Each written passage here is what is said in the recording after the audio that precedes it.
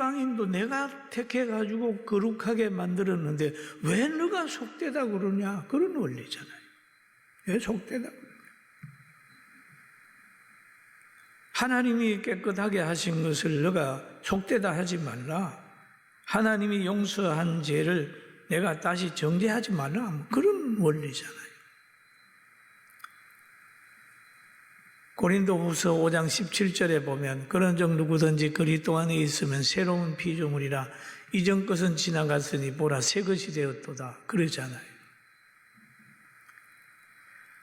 이전 것은 지나갔는데 새 것이 되었는데 왜 이전 것 가지고 자꾸 얘기하느냐. 그렇죠? 이전 것 가지고.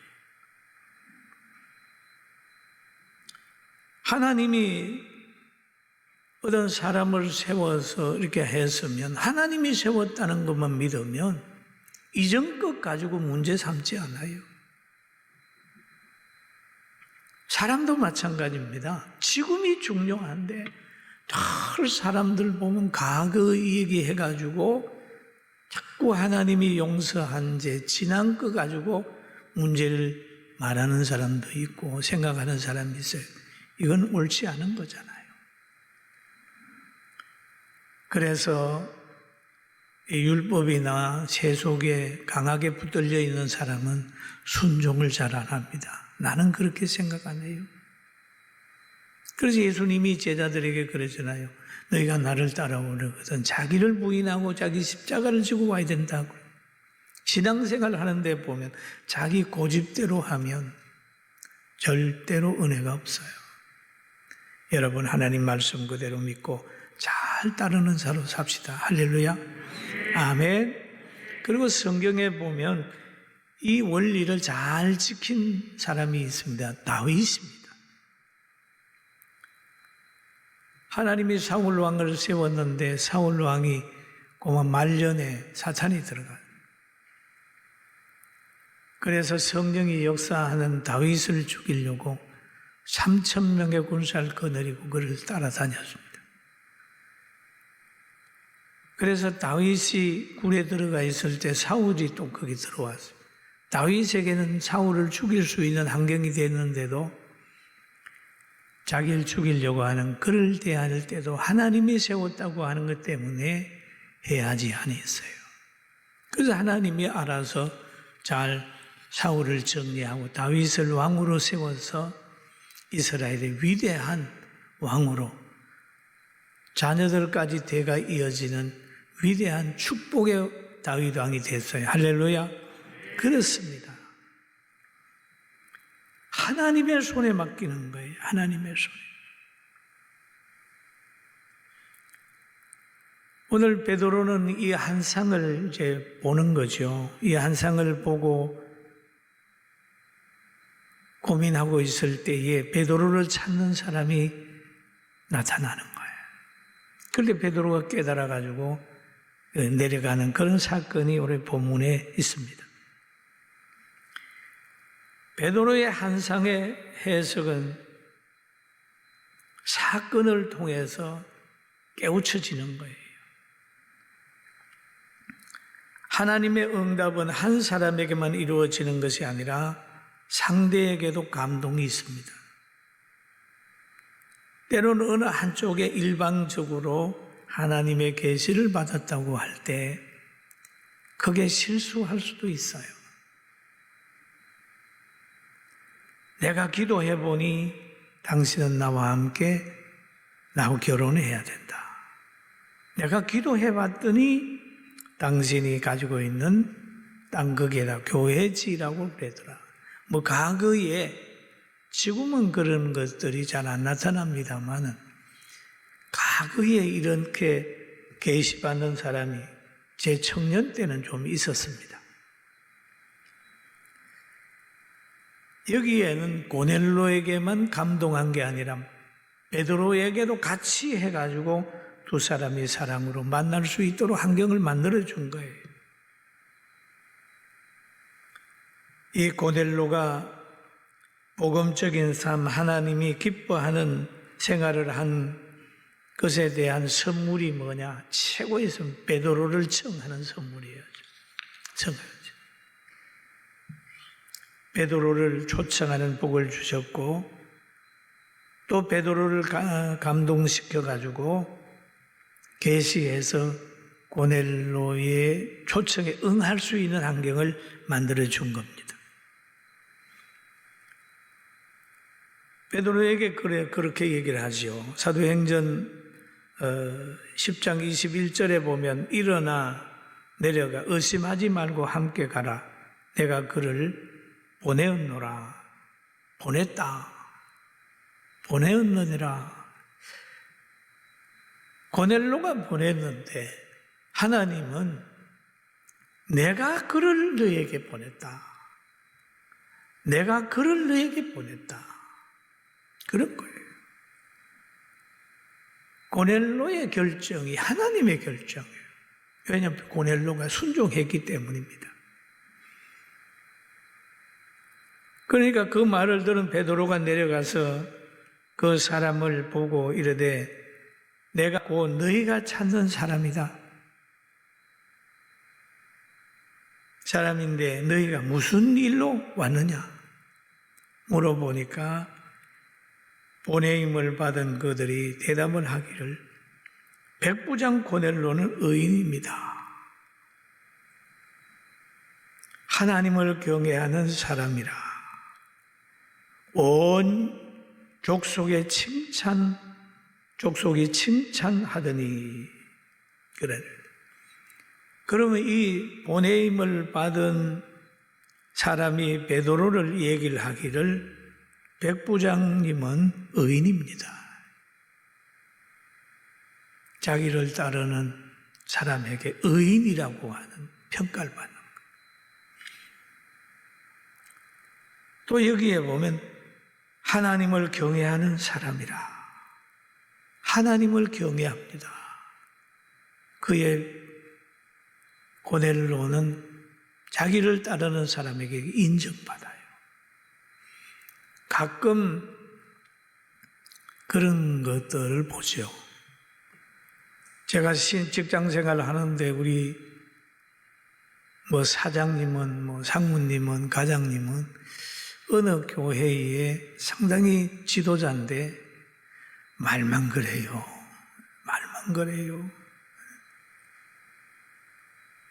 회식하러 가면 한잔 하면서 나는 어느 교회 뭔데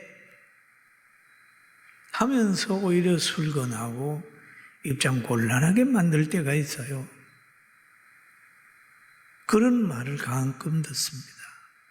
그뿐만 아니에요. 또 자녀들이라고 해서 그러죠. 아버지는 강단에서는 설교를 잘하는데 집에 오면 꼭 불신자 같아요. 그런 평가를 받을 수도 있죠.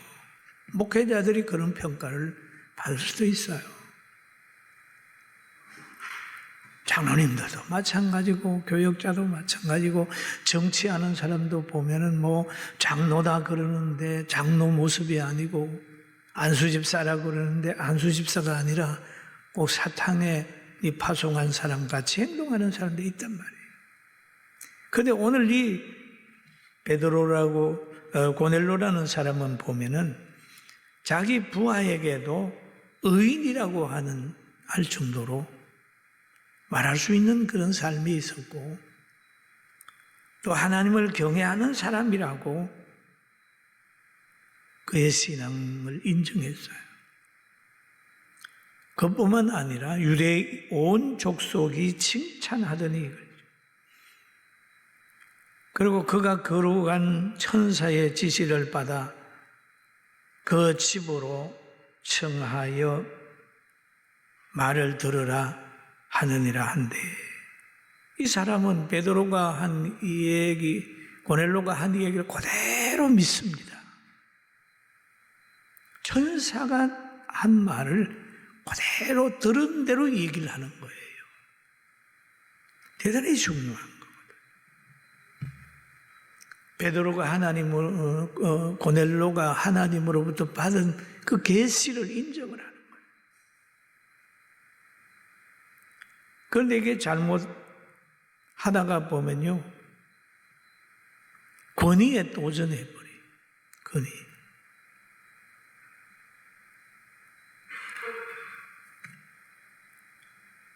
그러니까 그 말을 듣고 난 후에 베드로가 불려들여 유숙하게 하니라. 이튿날 일어나 그들과 함께 갈새 요바에서 온 어떤 형제들도 함께 가니라 라고 하는 말씀이 있습니다. 베드로는 지금 이방인이 보낸 그를 지금 들어와서 함께 유숙을 했어요. 그리고 그의 뜻대로 고넬로 가정에 가서 그의 형제와 친구들에게 복음을 전하면서 은혜를 끼친 사건이 오늘 본문의 사건입니다. 사랑하는 성도 여러분, 성령에 사로잡힌 주의 종을 만나는 것이 최고의 복입니다. 할렐루야. 복이에요. 저도 이 설교를 준비하다가 가만히 생각해 봤어요. 제가 얼마나 많은 교수를 만나고 얼마나 많은 목사님들을 만났겠어요. 많이 만났습니다. 그런데 가장 기억되는 분이 계셔요. 제가 처음에 교회에 나갔을 때 그 김 목사님인데 다윗과 골리앗에 대한 설교를 하실 때 믿고 하셨어요. 저는 그때의 설교가 지금도 마음에 남아 있습니다. 지금도 마음에. 그래. 골리앗 같은 대적자가 온다 할지라도 하나님의 이름을 가지고 나가면 작은 힘이지만 보잘것없는 물매지만은 칼과 창으로 무장하고 갑옷으로 그렇게 방어벽을 쌓은 그것도 이길 수 있다. 그 확신 있는 설교가 제 마음에 들어 있어요. 사랑하는 성도 여러분, 성경을 그대로 믿고 하나님의 능력을 그대로 믿게 되기를 주님의 이름으로 축원합니다. 그리고 요즘에 보면 지도자에 대한 은성이 많잖아요. 지도자 세우는 것은 국민의 수준입니다. 국민 한 사람 한 사람이 늘 깨달아야 돼요. 자기가 그린 작품을 보고 욕하면 자기 얼굴에 침 뱉는 거잖아요. 그리고 우리는 믿는 사람이므로 늘 하나님의 말씀을 늘 바라봐야 돼요. 여러분, 빌라도 법정에서 보면 군중이 있어요. 대수입니다. 그 재판받는 바나바가 있고 또 예수님이 있잖아요. 군중이 요구하는 건 뭐냐? 예수님이 아니었어요. 살인범 바나바였습니다. 살인범 바나바예요. 지금 오늘날 대무리가 선택하는 거하고 비슷해요. 그런데 예수님은 억울하게 당하고 십자가 지고 비참하게 죽어갔죠. 그까지만 보면 좌절할 수 있지만은 사망의 권세를 이기고 부활하신 것까지 보면 희망을 가져요. 할렐루야. 아멘. 그래서 부활의 신앙을 가지라고 그러는 거예요. 부활의 신앙. 부활의 신앙을 가지면 모든 걸 극복하는 거예요. 죽음이 인생의 끝이 아니라는 거죠. 잠자는 것이고 부활을 대기하는 것이죠. 영혼은 천국에 가는 거예요. 그걸 믿는 게 신자고 그걸 믿는 사람은요, 환경에 지지 않습니다. 이 환경에서 얻어지는 것은 풀이 물을 얻는 것 같은 것밖에 안 돼요. 그냥 풀에 핀 명예를 얻는 꽃과 같은 거예요. 왜냐하면 시들고 떨어지는 거예요. 그러나 복음이 있는 것은 영원히 승리하는 거기 때문에 우리는 행복하게 살 수가 있어요. 할렐루야. 이제 가난하다고 하지 마라. 가난하다고 하지 마라. 왜 가난하다고 하냐? 환경 보면 가난한 거예요. 지금 저는 우리나라가 가난의 열차를 탔다. 가난한 나라가 되는 걸로 출발을 했다. 이렇게 봐요. 왜? 과거에 우리 어른들은요, 일하는 데 관심이 많았어요. 이랬어요. 근데 지금은 일하는 거 관심 없고, 그냥 공짜, 나눠주는 거, 그냥 그게만. 꿈이 있나요, 뭐? 저 같으면은 나눠줄 돈으로 공장 많이 지어서 열심히 공장 가동해서 세계 수출하고 그래서 그들을 안정되게 먹고 살 수 있도록 만들겠어요. 그래야 평생 사는데 일하지 마. 쉬어, 놀아. 열심히 일하는 사람 뺏어가지고 다 나눠주고 그러면서 미래가 풍성하길 바랍니까? 아니에요. 가난의 열차를 탔어요. 지금 어떤 사람이 그러는 거예요. 야, 필리핀 가니까 서비스도 좋고, 우리 대한민국 사람 부러워하더라. 이렇게 하는 거예요. 여러분, 그 나라가 옛날에 우리보다 더 잘 살았어요. 거기에 미군들이 있고 그럴 때 잘 살았어요. 장충체육관을 여러분 필리핀에서 지어준 거 압니까? 미래를 보자지. 그냥 공짜. 그리고 심는 대로 거두면 어떻게 될까요? 일하지 않는 사람의 미래는 가난을 거두는.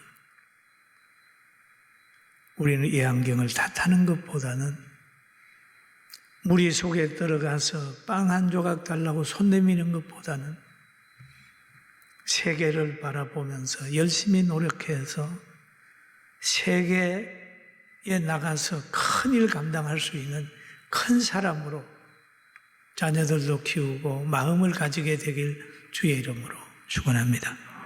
아멘. 그렇죠. 어렵다. 가난하다. 안 어려울 정도의 노력한 게 뭐 있고 가난을 극복할 수 있는 게 뭐 있냐? 지금 현 세대 사람들이 풍부하게 살아야 될 이유가 뭐냐? 일 안 하는데 무슨 풍부하냐? 조상 잘 만나서 좀 사는 것뿐이지 자기가 해가지고 누리는 게 뭐 있냐? 없다. 이제 어른들 다 천국 가게 되면 결국 일 안 하는 결과는 자기들이 받을 건데 우리는 이것을 생각하면서 미래를 믿음으로 열정으로 땀 흘리는 수고로 대비하게 되기를 주님의 이름으로 축원합니다. 그리고 그러잖아. 요즘에